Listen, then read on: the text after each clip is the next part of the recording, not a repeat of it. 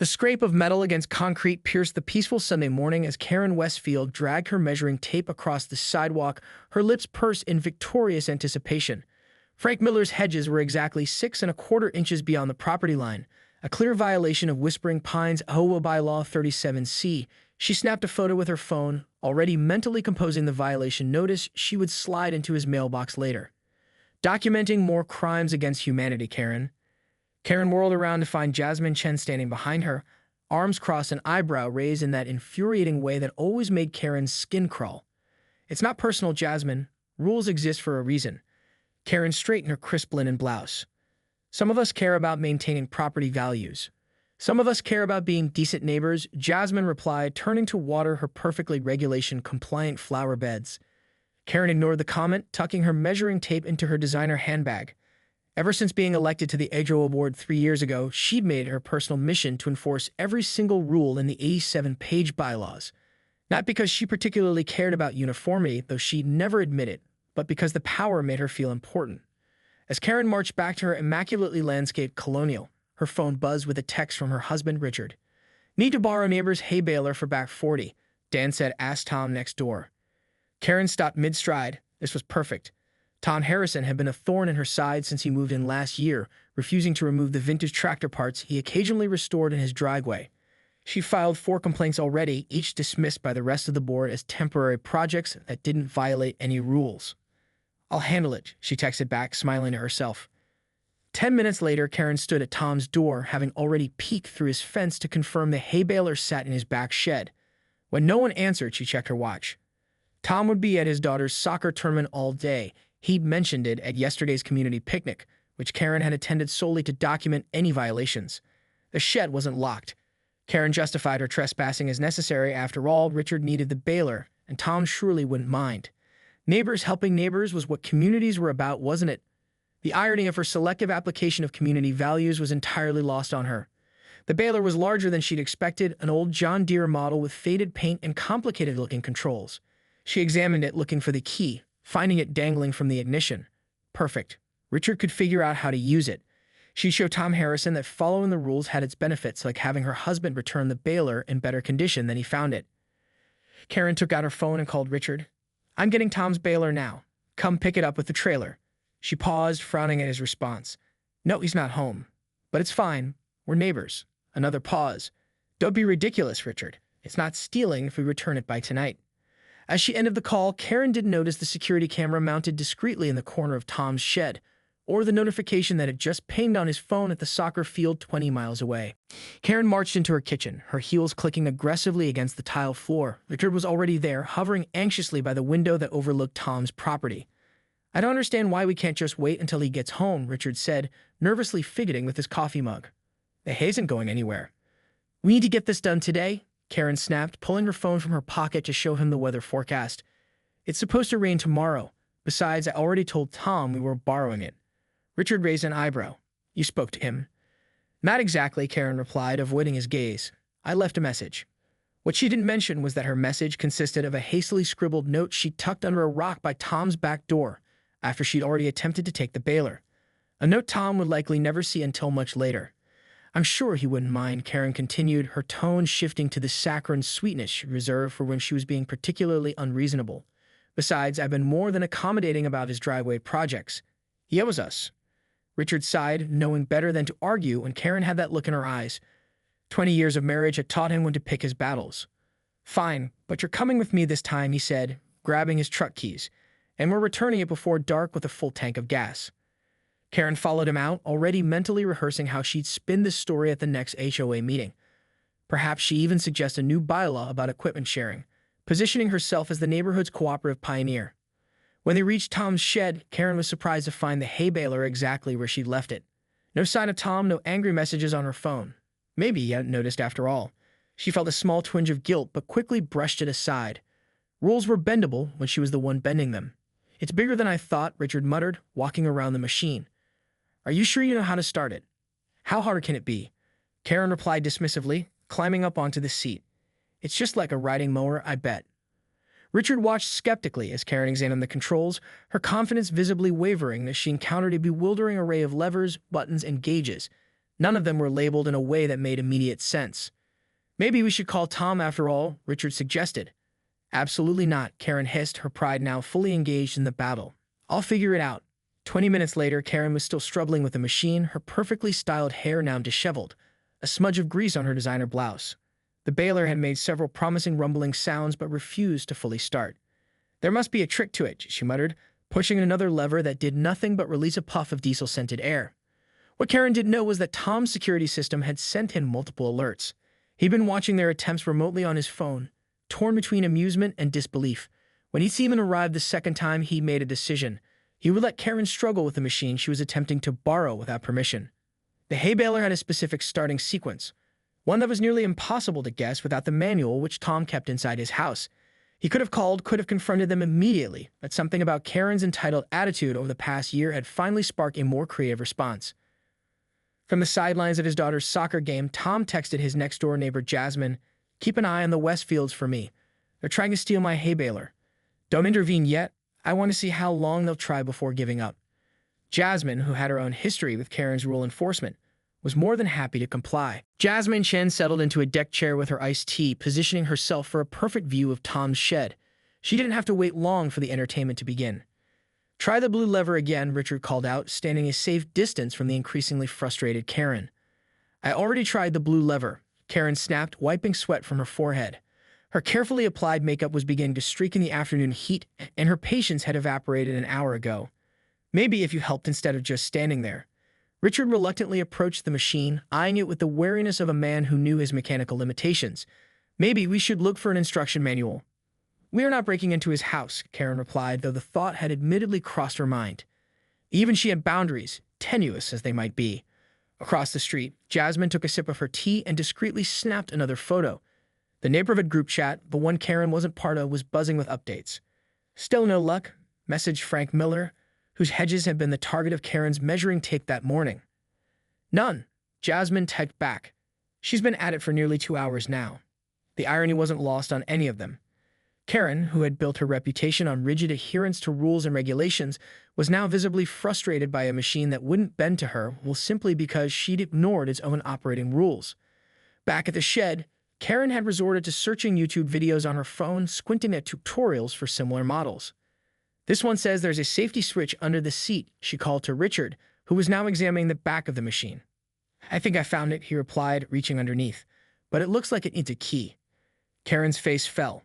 "There's a key in the ignition already." "A different key," Richard clarified. "A safety key, like a lawnmower has." Karen climbed down from the seat, her pristine white capri pants now smudged with dust and grease. She glared at the machine as if it had personally betrayed her. "This is ridiculous," she muttered. "Who makes a machine this complicated?" "People who expect the operators to be trained," Richard said under his breath, though not quite quietly enough. Karen shot him a look that could have wilted the precisely trimmed hedges she measured that morning. "We're not giving up," she declared, though her resolve was clearly wavering. "The neighborhood Easter egg hunt is next weekend, and I promised the committee we have the backfield ready." What she didn't say was how she specifically volunteered their property to host the event, even though they'd never done it before. It was part of her ongoing campaign to position herself for HOA president in the upcoming election. Current President Diane Jenkins had held the position for 5 years, and Karen was determined to unseat her. "Maybe we could rent one," Richard suggested, wiping his hands on his jeans. "On Easter weekend?" "Everything will be booked," Karen replied. "Besides, I already told everyone we had it handled." As they continued troubleshooting, Jasmine's phone buzzed with a message from Tom. "How's it going?" "Still struggling," she replied. "How long are you going to let this continue?" "Until they either give up or actually ask permission," came Tom's response. "My daughter's game just ended. We'll be home in about an hour." Jasmine smiled to herself. Tom Harrison wasn't just letting Karen struggle with the hay baler, he was teaching her a lesson about respect and boundaries that no Hijolwood bylaw could enforce. The sun had begun its descent toward the horizon when Tom's SUV pulled into his driveway. From her vantage point, Jasmine noticed Karen stiffen at the sound of the engine, her head whipping around with a deer-in-headlights expression rarely seen on her normally confident face. "He's home," Richard stated unnecessarily, already backing away from the hay baler as if distance might somehow exonerate him. Karen quickly smoothed her hair and straightened her stained blouse, mentally shifting from frustration to the sugary demeanor she reserved for situations requiring damage control. "Act natural," she kissed at Richard. "We're just borrowing it, remember?" Tom stepped out of his vehicle, his 12-year-old daughter Emma behind him, both still in soccer gear. He paused, taking in the scene before him. Karen perched awkwardly on his hay baler, Richard hovering nearby, and the unmistakable evidence of hours spent trying to operate machinery they clearly didn't understand. "Afternoon, neighbors," Tom called out, his tone pleasant but his eyes sharp. "I see you've taken an interest in my equipment." Karen's smile was immediate and blindingly false. "Tom, perfect timing. We were just about to call you." "Were you?" Tom replied, walking slowly toward them. "That's interesting because my phone hasn't rung all day. At least, not with your number." Emma hung back, watching the scene unfold with the astute observation skills of a preteen who understood adult tensions better than adults sometimes realized. "Well, we didn't want to disturb your daughter's game," Karen continued smoothly. "Richard and I were hoping to borrow your hay baler for the weekend. For the Easter egg hunt preparations, you know." Tom nodded thoughtfully, as if considering this perfectly reasonable explanation for finding his neighbors attempting to operate his expensive farm equipment without permission. "I see, and the note you left. The one tucked under a rock where no one would see it until they tripped over it." Karen's smile faltered slightly. "I wanted to make sure you got it." "Of course," Tom replied, his voice level, "and starting the baler without me. That was just getting a head start." Richard, sensing the conversation was rapidly deteriorating, stepped forward. "Look, Tom, there's been a misunderstanding." Karen thought. "I know exactly what Karen thought," Tom interrupted, his gaze never leaving Karen's increasingly uncomfortable face. "She thought that rules don't apply to her. That she could take something that doesn't belong to her, use it without permission or proper knowledge, and face no consequences." The silence that followed was thick with tension. Karen's cheeks flushed red, not with embarrassment, but with indignation. "I've been more than accommodating about your projects," she retorted, abandoning her friendly facade. "The board could have issued violations for those tractor parts in your driveway multiple times." Tom laughed, a genuine sound that somehow made Karen even more uncomfortable. "Is that what this is about? Leverage? You thought if you let me break a rule, I'd owe you the use of my equipment." "That's not," Karen began, but Tom raised a hand. "Let me tell you something about this hay baler, Karen. It's not just expensive. It's dangerous if you don't know what you're doing.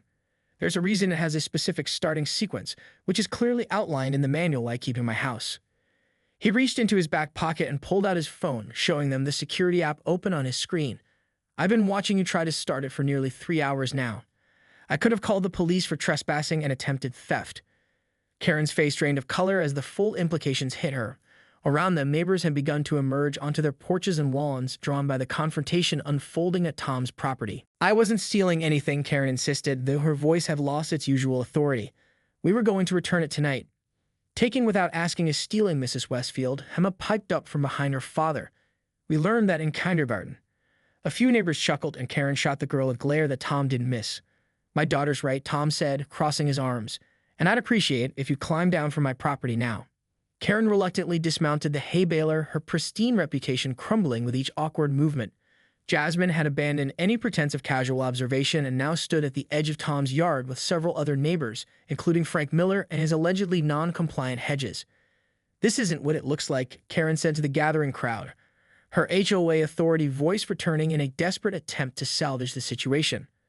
"It looks like you tried to take Tom's equipment without permission," Frank called out, "after measuring my hedges this morning to report me for a quarter-inch violation."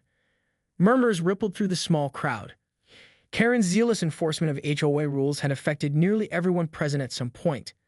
"The rules exist for a reason," Karen replied stiffly, falling back on her standard defense. "Property values don't have anything to do with you helping yourself to other people's belongings," Diane Jenkins interrupted, stepping forward. As the current HOA president, Diane had often found herself mediating disputes triggered by Karen's complaints. Karen's eyes narrowed at her political rival. "This is a private matter between neighbors." "Is it?" Diane raised an eyebrow. "Because I'm pretty sure the HOA bylaws you're so fond of citing have something to say about respecting private property and neighborly conduct." Tom raised his hands in a calming gesture. "Look, I'm not interested in making this a neighborhood spectacle. What matters to me is safety and respect." He turned back to Karen and Richard. "This machine requires training. It's not a toy. If you had asked, I would have shown you how to use it safely or operated it for you myself." Richard nodded, clearly eager to de-escalate. "That's fair. We should have asked properly. I apologize, Tom." Karen remained silent, her jaw clenched tight against the apology lodged in her throat. Years of neighborhood dominance made surrender nearly impossible, even when caught red-handed. Tom studied her for a moment, then made a decision. Here's what's going to happen. If you still need help with the field for the Easter egg hunt, I'm willing to bring my equipment over next weekend and take care of it. Karen blinked in surprise. You do that? After this? For the neighborhood kids, yes, Tom replied. Not for you. And in exchange, I expect the complaints about my restoration projects to stop. They're temporary, they're my hobby, and they're not hurting anyone. Diane nodded approvingly. That seems more than reasonable. Karen felt the weight of expectant gazes from all directions. Her options were limited. Accept Tom's generous offer and public rebuke, or double down and further damage her standing in the community, including her chances in the upcoming HOA election. Fine, she finally conceded, the word nearly painful to pronounce. That would be helpful. Great, Tom said with a nod. Now, if you'll excuse me, Emma and I need to clean up after our game. As Tom and his daughter walked toward their house, the gathered neighbors began to disperse, but not before exchanging knowing glances. This story would circulate through Whispering Pines for years to come. Richard gently took Karen's elbow. Let's go home, he suggested quietly. Karen allowed herself to be led away, her mind already calculating how to spin this disaster into something salvageable. The following Saturday morning dawned bright and clear, perfect weather for field preparation. Karen stood at her kitchen window, coffee mug clutched tightly in her hand as she watched Tom Harrison pull into her driveway with his hay baler properly secured on a trailer. The week since her public humiliation had been excruciating. She'd avoided the usual neighborhood walking routes, skipped her regular coffee shop visits, and even contemplated missing the monthly book club just to avoid the knowing looks and hushed conversations that inevitably followed her. Richard appeared beside her, offering a gentle squeeze to her shoulder. It'll blow over, he said, not for the first time. Everyone makes mistakes. This is different, Karen replied stiffly. They're enjoying this, especially Diane. She wasn't wrong. The neighborhood gossip mill had worked overtime, and Karen had received a politely worded email from Diane suggesting she take a short sabbatical from enforcement duties on the HOA board. The message had been copied to all board members, a public rebuke thinly disguised as concern. You have to admit, Richard ventured carefully, you've been pretty strict about the rules. Maybe this is an opportunity to recalibrate. Karen shot him a look that immediately silenced any further philosophical observations. I'm going out there, she announced, setting down her coffee. We need to establish boundaries for where he can mow. Karen, Richard warned, but she was already heading for the door, her spine rigid with determination. Outside, Tom was unloading his equipment with practice ease. He nodded a greeting as Karen approached, his expression neutral. Good morning, he said simply. Morning, Karen replied, then forced herself to add, Thank you for doing this. Tom paused, seeming slightly surprised by her civility. No problem. Happy to help the kids have a good Easter hunt. Karen watched him work for a moment, her ingrained need for control battling with her recent lessons in humility. I should show you where we need the field cleared, she finally said. As they walked toward the back acreage, an uncomfortable silence stretched between them. Karen, accustomed to filling quiet moments with directives or complaints, found herself struggling to navigate this new dynamic. Your daughter played well, she said finally. At the soccer game last weekend. Emma, right? Tom's eyebrows rose slightly. Yes, you saw her play. Just the end, Karen admitted. When Richard and I were leaving, she hesitated and then added, She's quick. She is, Tom agreed, a hint of pride warming his voice. Been playing since she was 5.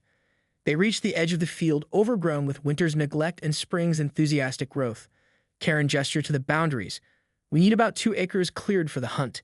The committee is planning to hide around 300 eggs. Tom surveyed the area with a professional eye. Shouldn't be a problem. I'll have it done in a couple of hours. As he turned to head back for his equipment, Karen blurted out, I'm sorry about your baler. Tom stopped, studying her face as if checking for sincerity. I shouldn't have tried to take it without asking. She continued, the words feeling foreign in her mouth. It was wrong. A flock of birds passed overhead, their shadows briefly dappling the uncut field. Tom nodded slowly. Thank you for saying that, he replied. Apology accepted. Something tight in Karen's chest loosened slightly. She hadn't realized how much she needed to say those words, or how much she needed them to be accepted. I'll get started then, Tom said, breaking the moment. You might want to let your neighbors know there'll be some noise. Karen nodded, watching as he walked back toward the driveway. From her porch, Emma waved at her, having arrived with her father but remained with the equipment.